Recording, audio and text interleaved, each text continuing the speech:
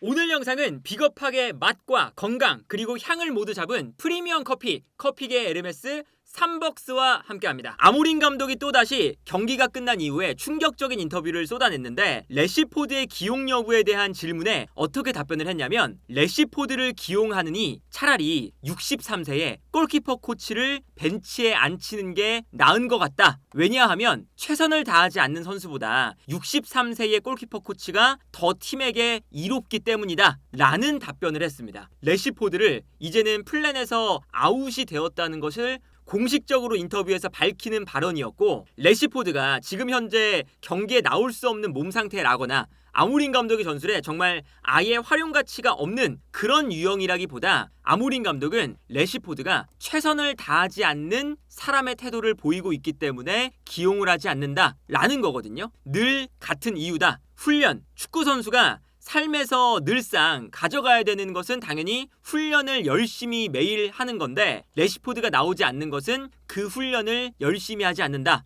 그래서 래시포드의 상황이 바뀌지 않는다면 나는 래시포드의 상황을 바꾸지 않을 것이다. 물론 래시포드뿐만 아니라 모든 선수에게 다 적용되는 일인데, 선수들이 올바른 일, 그러니까 열심히 한다면 나는 모든 선수를 활용할 준비가 되어 있다. 그래서 이제 그 다음에 문제의 발언이 나오는 거거든요. 나는 매일 최선을 다하지 않는 선수보다 63세의 골키퍼 코치 호르헤 비타를 더 벤치에 앉히는 걸 추천하고 싶다 라고 이야기를 한 거죠. 얼마나 지금 래시포드가 훈련장에서 게으르게 훈련을 하고 있는지를 알 수 있는 발언이고, 이게 어쨌든 맨유가 지난 테나하 감독 체제에서도 호날두를 내보낼 때, 물론 호날두는 훈련장에서 아주 열심히 하는 유형이지만 라커룸 내부에서라던가 아니면 경기 내적으로 좋지 않은 영향을 주는 선수를 과감하게 내보냈을 때 팀에게 이롭다는 것이 이미 테나하 감독 때 증명이 됐거든요. 그러다 보니까 이번에도 래시포드를 이렇게 과감하게 아모린 감독이 이야기를 하면서 내보내려고 하는 것은 기본적으로 맨유가 구단 자체에서도 아모린 감독을 지지해주고 있고 래시포드를 내보내려는 움직임을 확실하게 가져가고 있는 것이 아니냐라는 거고요. 다만 래시포드가 팀을 떠났을 때 맨유가 아쉬운 점은 당연하게도 있습니다. 왜 그러냐면 래시포드가 가지고 있는 스피드, 침투 이런 것들이 분명히 사용을 아모린 감독 체제에서 할 수가 있는 포인트거든요. 그래서 오늘 경기가 끝난 이후에 어떤 비판을 들었냐면 아모린 감독이 인터뷰도 했는데요. 맨유는 현재 최전방에서 속도와 파워가 부족합니다. 그리고 득점을 하는데 문제가 있습니다 라고 이야기를 했습니다. 어제 풀럼과의 경기에서 얼마나 좋지 않았냐면 슈팅을 하기 전까지, 첫 번째 슈팅까지 42분이 걸렸습니다. 공격 상황에서 아모린 감독이 아무리 전술적으로 최근에 맨유의 경기를 보면 어떻게 하고 싶다는 플랜 자체가 느껴지거든요. 그래서 실제로 선수들이 공간을 만들면서 슈팅할 수 있는 찬스까지는 만들어져요. 근데 거기서 공격수들이 경합에서 진다거나 미스가 나오면서 결국에는 마무리가 되지 않는 장면들이 많이 나왔죠. 어제 경기도 첫 번째 슈팅이 42분에 나왔고요. 호일룬이 별다른 활약을 보이지 못하고 60분에 교체, 그리고 지르크지가 30분 동안 뛰었지만 지르크지도 볼을 8번밖에 터치를 못했습니다. 그래서 이제 아모린 감독이 그런 이야기를 한 거거든요. 우리는 최전방에 속도와 파워가 모두 부족한 팀이다. 어떤 거냐면 전술적으로 보면 늘상 이제 아모린 감독의 전술을 말씀을 드릴 때 나오는 거지만 맨유는 기본적으로 이 아모린 감독 체제에서 수비를 본인들의 진영으로 끌어당기는 것이 기본적인 목표예요. 그래서 3백을 쓸 때도 3백의 좌우 중앙 수비수는 가만히 있고 3백의 가운데 있는 수비수가 한 칸 올라와서 수비형 미드필더처럼 플레이하죠. 그리고 이때 좌우 윙백이 내려가면서 자연스럽게 포백을 형성하는 형태가 됩니다. 그러니까 상대 공격수와 측면 공격수들이 압박을 하면서 올라올 때 자연스레 이 가운데 지역에서 5명의 수적인 우위를 만드는 거고요. 그리고 이 가운데 지역에 기본적으로 마즈라이와 달로 좌우 윙백이 끝까지 내려오면서 수비를 끌어냈을 때 가운데 선수들이 많다 보니까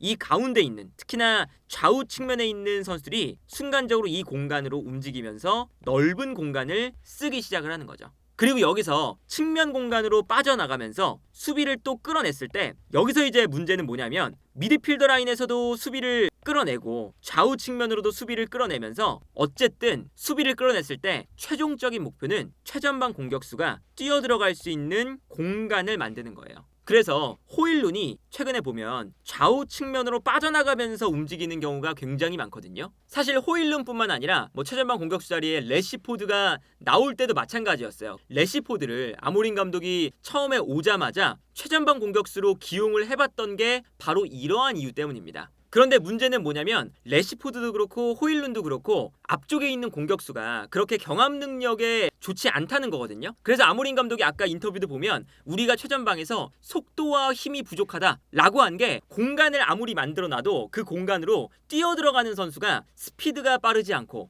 그리고 스피드를 통해서 상대를 제압한 이후에 몸싸움을 통해서 경합이 안 되면 당연히 아무리 공간을 많이 만들어봐야 그 공간이 무용지물이 되는 거죠. 지르크지는 애초에 스피드가 빠른 선수가 아니니까 애초에 뛰어들어가는 플레이를 지르크지는 못하고요. 그러다 보니까 래시포드를 초반에는 아모린 감독이 기본적으로는 쓰고 싶어 했습니다. 그래서 첫 번째 경기였던 입스위치 타운전에 어떤 형태가 나오냐면 맨유가 내려가면서 모든 선수들이 상대를 끌어냅니다. 끌어내고 이 뒷공간에 선수들이 굉장히 많죠. 끌어낸 이후에 여기서 상대가 끌려 나오는 순간 전방으로 패스를 찔러줘요. 그러면 중앙 지역에 있었던 래시포드가 이 공간을 향해 뛰어들어가거든요. 근데 뛰어들어가는 래시포드와 상대 수비수의 스피드 싸움 그리고 몸싸움이 펼쳐집니다. 근데 여기서 래시포드가 대부분의 경우에 너무나 손쉽게 수비수에게 제압을 당하는 장면이 나와요. 다른 장면을 보면 이번에는 중앙 수비수 중에 3백에서 한 명이 올라오고 있고요. 자연스럽게 좌우 풀백도 내려가면서 4명의 선수가 경기장을 넓게 쓰고 있습니다.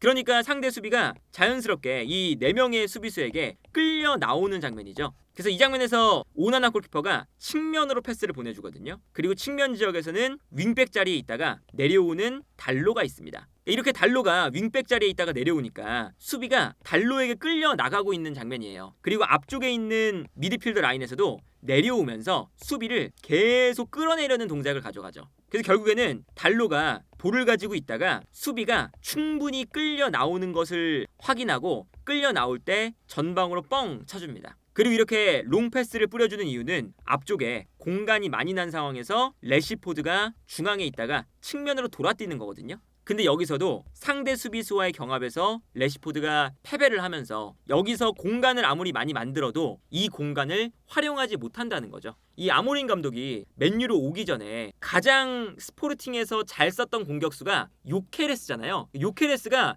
빅리그에서 어떻게 통할지는 모르겠지만 요케레스를 아모린 감독이 스포르팅에서 잘 썼던 이유가 요케레스가 파워와 스피드를 갖춘 선수라는 거죠. 중앙 지역에 있다가 공간을 만들면 그 공간으로 뛰어들어가서 상대 수비수와의 경합을 이겨내고 거기서 득점을 만들어 주거든요. 아까 달로의 장면과 거의 비슷한 게 하얀 색깔이 스포르팅인데 스포르팅이 윙백이 내려가서 자연스럽게 수비를 뒤로 끌어내고 있습니다. 그러니까 상대 수비가 앞쪽으로 이제 끌려 나가고 있죠. 그리고 중앙 지역에 있던 공격형 미드필더도 가운데 있다가 측면으로 내려가면서 자연스럽게 가운데 있는 수비수를 한 명 끌어내고 있어요. 그러면 뒤쪽에서도 수비를 끌어냈고 그리고 중앙 지역에서도 측면으로 나오면서 수비를 또 끌어내니까 자연스럽게 뒤에 공간이 발생을 하는 거죠. 그리고 이 공간으로 롱킥을 때려놓거든요. 이때 요케레스가 중앙 지역에 있다가 측면으로 돌아뛰는 장면이 나옵니다. 그리고 여기서 이 넓은 공간에서 요케레스가 뛰어갈 때 상대 수비수와 경합이 발생을 하는데 이 경합을 의도적으로 만들어주고 이 넓은 공간에서 공격수가 이제 개인 능력 빠른 스피드와 몸싸움 두 가지를 통해서 여기서 이제 이겨내는 거거든요. 그래서 이 장면을 보면 이 넓은 공간으로 패스가 넘어갔을 때 요케레스가 수비수를 등지고 몸싸움을 펼치면서 여기서 달려나가는 데 성공을 합니다. 몸싸움에서 이겨내는 것과 동시에 스피드적으로도 상대 수비수보다 앞서 있는 걸 볼 수가 있죠.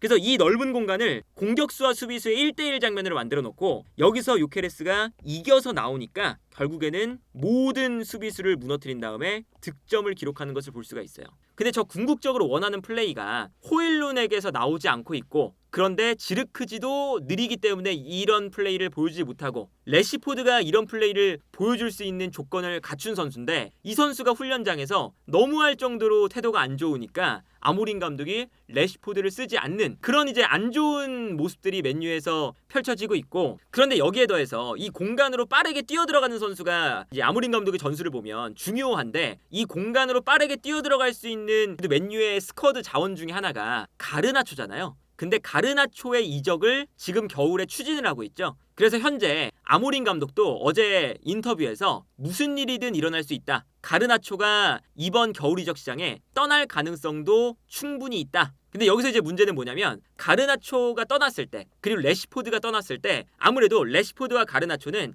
현재 맨유의 공격 자원들 중에서 공간으로 뛰어들어갈 수 있는 스피드를 갖춘 자원들이거든요. 지금 이렇게 되면 남아있는 공격 자원 중에서는 호일룬, 디알로 이 두 명의 선수를 제외하면 공간으로 빠르게 뛰어들어갈 수 있는 선수가 절대적인 이 숫자가 부족해요. 그러다 보니까 가르나초와 레시포드를 떠나보내는 건 좋은데 그리고 아모린 감독이 이제는 스쿼드 관리 그리고 팀의 라커룸의 분위기를 잡기 위해서 레시포드처럼 훈련량이 부족하거나 태도가 부족한 선수를 내보내는 건 좋은데 내보냈으면 아모린 감독의 축구에 적합한 빠르고 그리고 몸싸움도 좀 있는 파워가 있는 이런 공격수를 맨유가 영입을 해줘야 당연히 스쿼드에 교체가 되고 아모린 감독의 축구가 더 잘 구현이 될 수 있다. 그래서 지금 이 아모린 감독이 현재 하는 인터뷰를 보면 레시포드를 이제 남은 기간 동안에도 절대 쓰지는 않을 것 같고 사실 공개적으로 63세의 골키퍼 코치를 기우고 하는 게 더 낫다 라고 지금 이야기를 해버린 거니까 레시포드와의 관계가 더 이상 회복될 것 같이 보이지는 않는데 아쉬운 건 결국에 레시포드가 충분한 잠재력을 가지고 있는 선수 그리고 이 선수가 뭐 스피드도 빠르고 분명히 결정적인 장면에서 결정을 지어줄 수 있는 슈팅력도 가지고 있거든요. 그래서 이 아모린 감독의 축구에 분명히 활용할 수 있는 여지가